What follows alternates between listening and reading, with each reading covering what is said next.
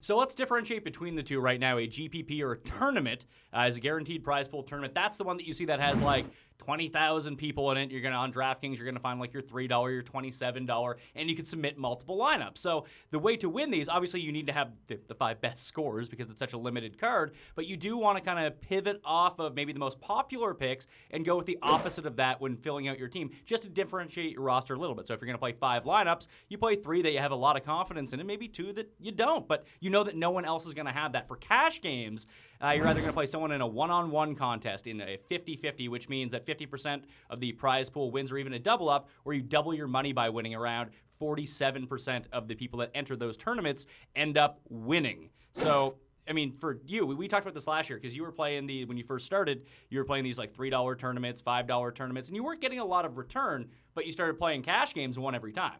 Yeah, because cash game, you're literally just playing 1 or 2 other people, so you don't have to take much of a big risk. You just got to be like, listen, I think this guy's going to win. Well, do you think he's going to get a finish? No. But from my experience with cash games, if you just get all 5 of them to win, you're likely going to beat them because they've taken a risk on somebody. That one person loses, and that one person sets everything off. Likewise, for GPP, you might be looking at an Augusto Mendez type of fighter, and you might be like, geez, I don't think Mendez wins this fight. But if he does win this fight, he's going to choke Charles Rosa out in the first or second round. If you think he might choke him out in the first or second round, go for that GPP. But if your brain's also telling you, well, he might just flat out lose the fight, don't use him on a cash game. You want to play your safer picks there. Yeah, the safer picks for cash games and the more volatile picks, maybe some upsets. Throw an upset. You don't want to get crazy and play 5 upsets because that's just not going to happen. Except for that one card. What was that?